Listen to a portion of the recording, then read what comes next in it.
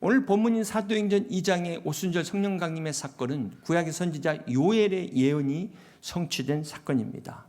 우리 사도행전 2장 16절부터 18절까지 함께 읽겠습니다. 이는 곧 선지자 요엘을 통하여 말씀하신 것이니 일렀으되 하나님이 말씀하시기를 말세 내가 내 영을 모든 육체에 부어주리니 너희의 자녀들은 예언할 것이요 너희의 젊은이들은 환상을 보고 너희의 늙은이들은 꿈을 꾸리라. 여기 17절 중반부에 보시면 너희 자녀들이 예언할 것이요 라는 이 말씀이 나오는데요. 그러니까 성경의 예언은 크게 두 가지 의미를 갖고 있는데요. 먼저는 죄인들에게 돌아오라는 회개를 촉구하는 그것이 예언의 의미입니다. 또한 우리 믿는 자들에게는 하나님의 뜻대로 살도록 말씀을 선포하는 것, 이것이 바로 예언의 의미라는 것입니다. 두 번째 예언은 또 조건적 약속의 의미를 담고 있습니다. 그러니까 생사화복을 택해라 그러셨잖아요. 그러니까 여러분이 예수 그리스도를 택하고 하나님의 말씀을 택하면은 생명을 얻게 되는 것이지만 그렇지 않으면 화가 저주가 임한다는 것이 성경의 예언입니다. 그것이 바로 성경에 기록된 하나님의 말씀입니다. 그러므로 너희 자녀들이 예언할 것이요. 이것을 쉽게 번역한다면 여러분 자녀들이 아무리 부족하고 연약해도 믿음 안에 살면 반드시 복을 받게 된다는 사실을 믿으시기를 바랍니다. 그렇다면 반대로 여러분의 자녀들이 믿음 밖에 있다면 어떻게 될까요? 그것은 아무리 자녀들이 훌륭하고 아무리 여러분이 열심히 모은 유산 다 물려줘도 하루아침에 다 까먹을 수 있다, 이런 말입니다. 이것이 바로 성경이 말하는 진정한 예언의 의미인 것입니다. 사랑하는 성도 여러분, 인생의 모든 순간들이 다 소중하지만 특별히 10대가 중요한 이유가 가치관이 형성되는 황금기입니다. 우리 중고등학교 시절이 평생의 가치관이 그때 결정됩니다. 그런데 대부분 우리 10대들은 어떤 상황이 있을까요? 입시라는 중압감에 어려서부터 막 학원으로 내몰리고 있어요. 솔직히 생각해 보세요. 진짜 중요한 교육은 학교 시험에 나오는 게 아닙니다. 원래 교육이라는 이 에듀케이션이 라틴어의 에듀세레에서 왔는데 끄집어낸다, 이끌어내다, 이런 뜻을 가지고 있습니다. 진정한 교육은 단순히 막 주입하는 게 아니라 우리 자녀들 안에 있는 그 잠재력을 끌어내는 거거든요. 우리 자녀들 안에 있는 그 능력을 끌어내는 것이 진정한 교육의 의미 아니겠습니까? 그런데 안타깝게도 그냥 머릿속에 다 채우는 주입식으로 끝났다고 생각하는 거예요. 학력이 좋으면 교육 잘 받았다고 이렇게 착각을 하고 있는 좀 안타까운 현실 아닙니까? 이것이 첫 번째 예언입니다. 두 번째 선지자 요엘의 예언은 너희 젊은이들이 환상을 보고, 이 환상하면 막 신비한 것만을 생각하시는데요. 이게 헬라어의 호라시스, 비전을 말합니다. 이 비전은 영적인 통찰력을 가지고 미래를 볼 수 있는 능력을 말하는 것입니다. 세상의 관점이 아니라, 인간의 관점이 아니라 하나님의 관점으로 세상을 바라보는, 하나님의 눈으로 미래를 바라볼 수 있는 영적인 안목을 말하는 것입니다. 우리 교회 안에 이 젊은이들이 바로 이 미래를 볼 수 있는 호라시스, 비전을 가질 수 있기를 주님의 이름으로 축복합니다. 이 비전에는 두 가지 의미가 있는데요. 먼저 교회의 젊은 청년들이 차고 넘쳐야 돼요. 청년이 없다는 것은 미래가 없다는 겁니다. 우리 자녀들이 없다는 건 대가 끊어졌다는 것 아니겠습니까? 또한 아무리 젊은 청년일지라도 비전이 없으면 미래가 없습니다. 여러분, 청년이 단순히 나이만 많다고 청년이 아니라 젊다고 해서 무조건 미래가 보장됩니까? 세상은 그렇지 않습니다. 그러므로 믿음 안에서 하나님이 주시는 이 귀한 비전을 가질 수 있는, 그래서 진정한 미래를 펼쳐나가는 우리 청년들이 될 수 있기를 주님의 이름으로 축복합니다. 또한 우리 여기 계신 모든 분들이 이 청년과 같은 영적 안목을 가질 수 있기를 주님의 이름으로 축복합니다. 그래서 이 주신 비전을 그냥 비전으로 끝나지 않고 여러분의 삶에서 현실로 만들어갈 수 있는 젊은이들의 이 역동적 에너지가 넘치는 청년과 같은 성령 충만한 우리 여의도 침례교회 성도님들 다 되시길 주님의 이름으로 축복합니다. 이것이 청년들은 환상을 보고 두 번째 예언입니다. 세 번째 선지자 요엘의 예언은 너희 늙은이들은 꿈을 꾸리라. 꿈. 히브리어로는 할롬, 헬라어로는 에니프니온. 이것은 단순한 우리의 일반적인 꿈이 아니라 하나님이 주시는 특별한 계시를 말합니다. 영적 통찰을 의미합니다. 매일매일의 삶이 청년과 같은 복된 삶이 되실 수 있기를 주님의 이름으로 축복합니다. 또한 비록 육신은 나이가 들어도 영적으로는 날마다 하나님의 비전으로 더 젊어지고 새로워지는 활력이 넘치시기를 주님의 이름으로 축복합니다. 사랑하는 성도 여러분, 사도행전 2장에 임했던 마가다락방의 성령의 역사는 이 구약의 선지자 요엘의 예언을 성취한 사건입니다. 이것을 통해서 하나님께서는 우리의 자녀들과 청년들과 노인들이 교회 안에서 함께 성령 충만한 삶을 살기를 원하십니다. 우리 교회 안에 있는 모든 세대가, 부모의 세대와 자녀의 세대가 각자의 역할을 감당하면서 주 안에서 하나 되는 아름다운 공동체를 이루는 우리 교회 되기를 주님의 이름으로 축복합니다. 이것이 바로 요엘 선지자의 예언과 사도행전 2장에 임한 성령 충만한 교회의 본질이라는 것을 잊지 마시기를 바랍니다. 오늘 본문 사도행전 2장 2절을 다시 한번 보겠습니다. 호련히 하늘로부터 급하고 강한 바람 같은 소리가 있어 그들이 앉은 온 집에 가득하며. 오순절 마가의 다락방에 임한 성령의 역사는 호련히 하늘로부터 임한 하늘의 역사라는 것입니다. 이 땅의 역사가 아니라는 거예요. 인간의 역사가 아닌 초자연적 능력을 가지신 하나님의 역사라는 사실을 잊지 마시길 바랍니다. 그러므로 우리가 인간의 눈으로 함부로 섣부르게 판단하지 마시기를 바랍니다. 18세기 프랑스의 계몽주의 철학자 드니 디드로의 에세이에 이런 일화가 나옵니다. 어느 날 친구로부터 아주 좋은 화려한 이 가운을 하나 선물을 받게 됐어요. 그래서 이 디드로가 그 가운을 탁 입고 거실에 있다가 보니까 자기 그 거실에 있는 가구들이 아주 낡았다는 것이 눈에 들어오고 이게 거슬리기 시작했습니다. 그래서 결국은 이제 이것과 어울리도록 하나씩 바꿔가는 거예요. 그래서 결국 다 바꿨다는 겁니다. 네. 그리고 나서 보니까 자기가 비록 낡았지만 그동안 참 아껴왔던 물건들이었거든요. 그러니까 이걸 후회한 거예요. 내가 왜 이런 일을 했을까? 자, 이것을 하버드 대학의 경제학자 줄리엣 쇼가 디드로 효과다라면서 심리학적 용어로 이야기를 합니다. 이게 무슨 말이냐면 어떤 하나의 새로운 물건을 구입하게 되니까 연쇄적으로 다른 걸 또 사고 이것과 맞추기 위해서 구색을 맞추려니까 이것 바꾸고 이것 바꾸니까 또 이것 바꾸고 그래서 결국은 작은 옷으로 시작됐는데 거실 전체가 바꾸고 나아가서는 집도 바꿀 수도 있겠죠. 이게 이제 마케팅에서 활용되는 심리학적 원리인데요. 디드로 효과. 한마디로 인간이 가지면 가질수록 만족하지 못하는 심리를 이용하는 것입니다. 그렇습니다. 여러분, 왜 우리가 행복하지 못할까요? 우리가 끝없는 욕망에 빠지기 때문에 그렇다는 겁니다. 이 욕망이라는 게 우리가 쉽게 제어할 수 있을 것 같지만 결코 그럴 수 없는 인간의 본능입니다. 특별히 이 죄의 본성은 감사하지 못하고요. 처음에는 이거 주신 것만도 얼마나 감사합니까? 이 직장만으로도 감사하다가도 이제 그 다음에는 말씀드린 것처럼 다 바꾸기 시작하는 거예요. 다 바꾸기 시작해요. 바꾸다 보니까 남편도 바꾸고 아내도 바꾸고. 실제로 몇 년 전에 미국의 CNBC 뉴스에 이런 기사 제목이 나왔습니다. 부자일수록 이혼율이 높아진다. 그러면서 미국 최고의 갑부인 일론 머스크는 2번 이혼했는데 지금 동거 중인 3번째 여자와도 별거 중입니다. 빌 게이츠, 제프 베이조스 다 이혼했다면서 억만장자도 행복한 결혼이 보장되지 않는다. 이런 기사가 실제로 나왔어요. 여러분, 인간의 욕망을 제어하지 않으면 여기까지 가는 겁니다. 죽을 때까지 가는 겁니다. 많은 사람들이 여기 지금도 넘어지고 있고 실패하고 있습니다. 그렇기 때문에 사람이 변한다는 게 결코 쉽지 않은 겁니다. 그런데 성령의 역사가 일어나니까 어떤 일이 일어납니까? 사도행전 2장 12절에 다 놀라 당황하며 서로 이르되 이 어찌 된 일이냐? 성령의 역사가 일어나니까 이 어찌 된 일이냐? 여러분, 성령의 역사는 놀라는 역사예요. 놀라는 역사. 그러니까 교회 오시면 놀라셔야 돼요. 어찌 이런 일이 있을 수가 있을까? 어떻게 저 사람이 저렇게 착하고 선할 수가 있을까? 이 세상에 어떻게 이런 사람이 정말 있을 수가 있을까? 이렇게 놀라셔야 되는 거예요.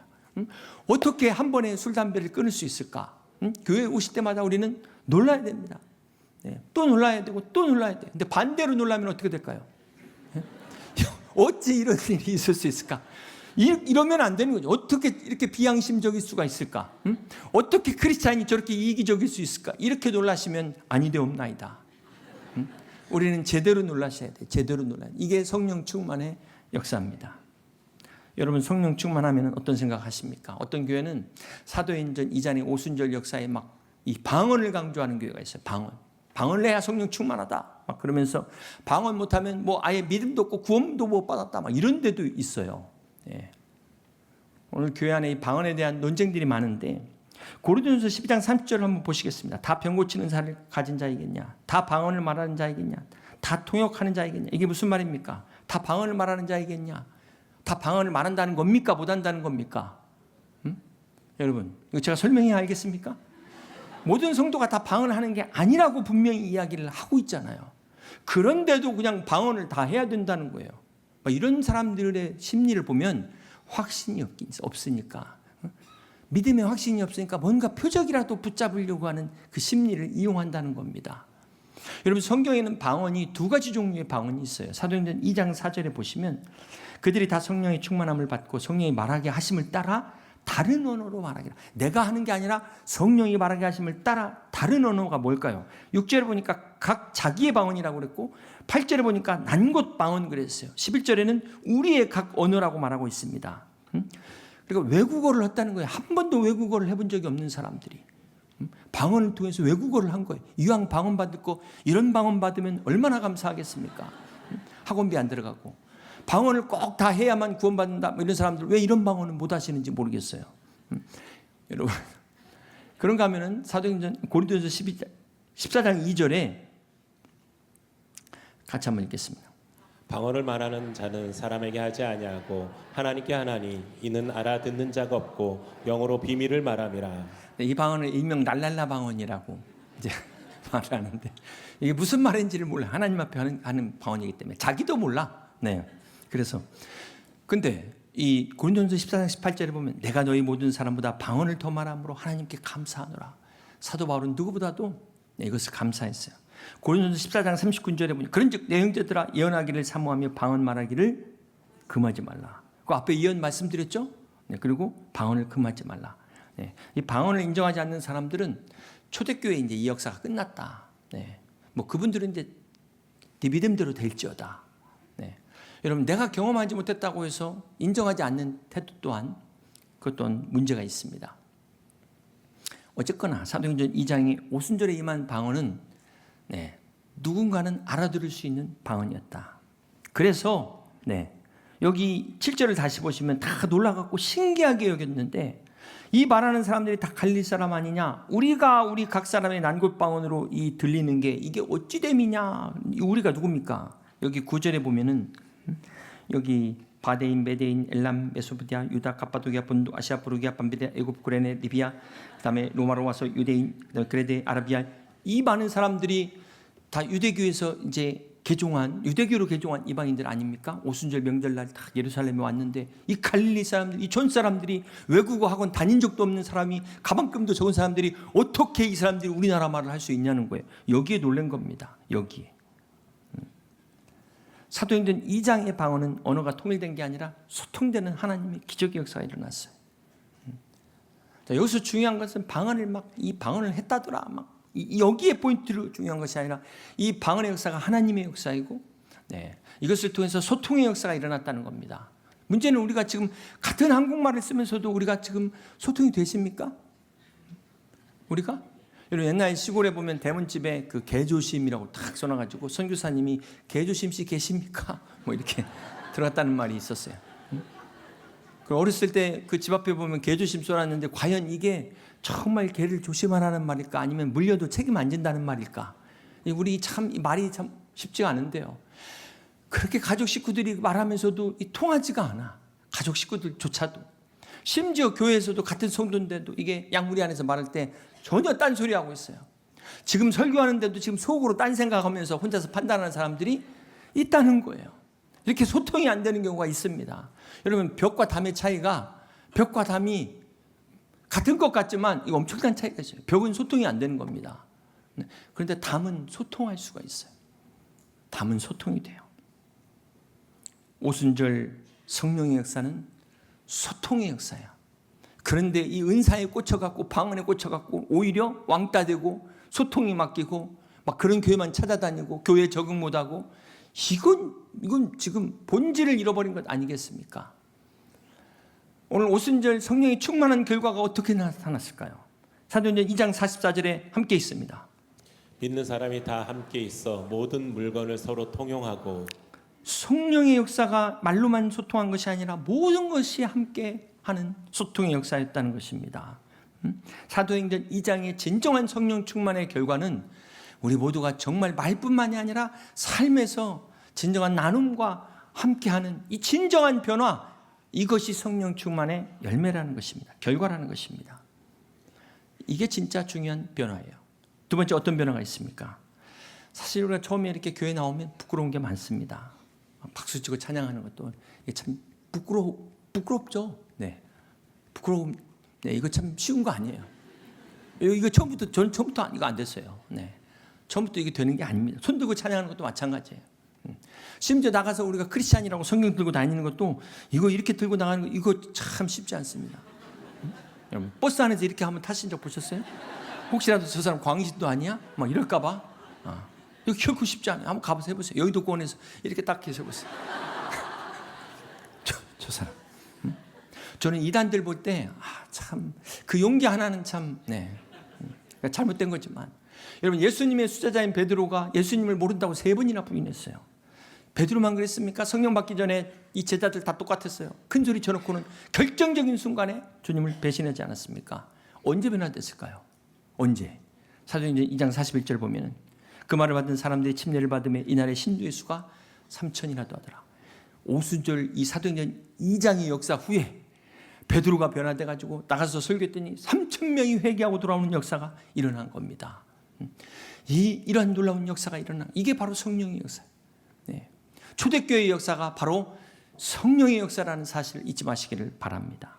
사도행전 2장 13절에 보니까 또 어떤 이들이 이것을 조롱하면서 새술에 취했다, 이렇게 이야기를 하고 있는데, 에베소서 5장 18절에도 함께 있습니다.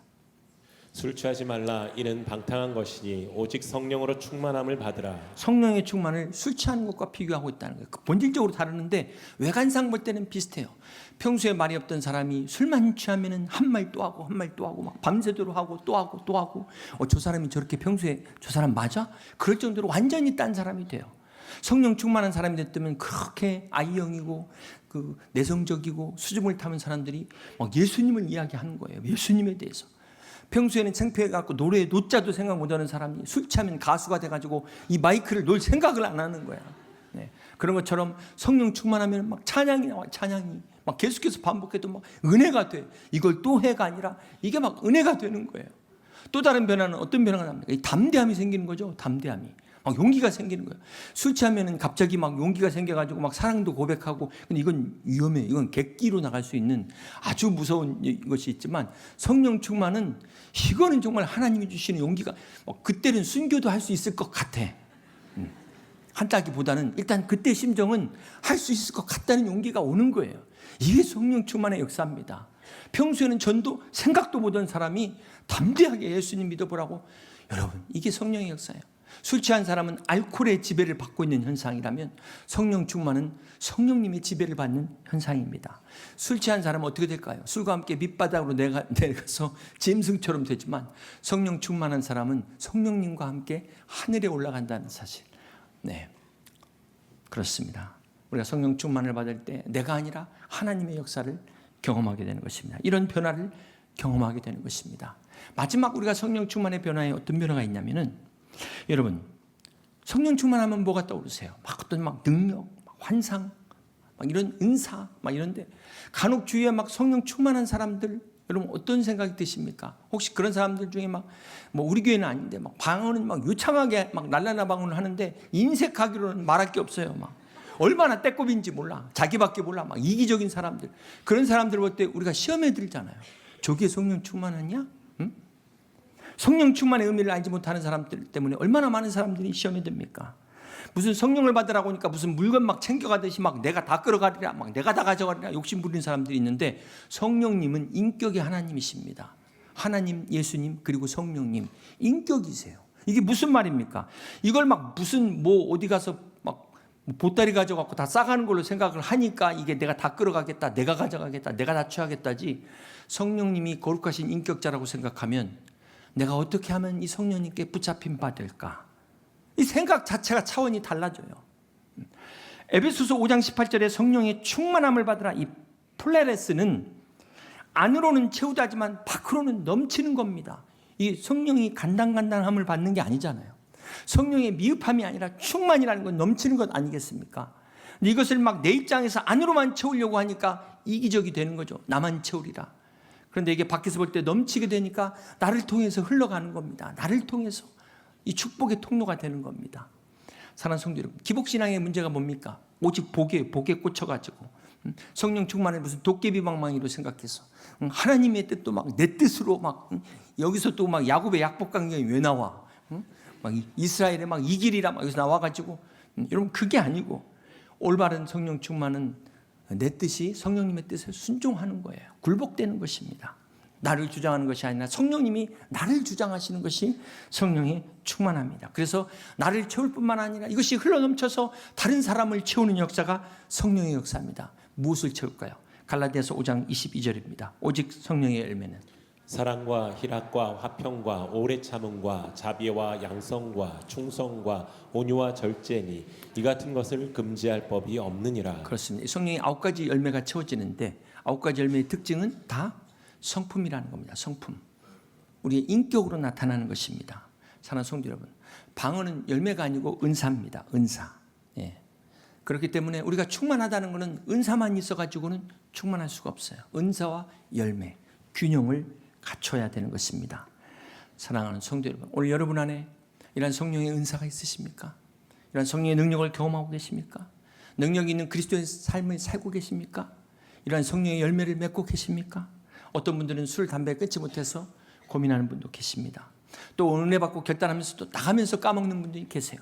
또 월요일부터 내가 회개했는데 또 똑같은 삶에 의해서 좌절하고 낙심하고, 오늘의 회개가 지난주 회개가 똑같고 작년과 똑같은 것 때문에 죄책감과 정죄감에 하나님 앞에 나오는 게 부끄럽고 죄송하고, 그러다 보니까 기도는 하는데 확신도 없고 신앙생활에 재미도 없고 기쁨도 다 잃어버리고, 이렇게 신앙생활하고 있지 않습니까?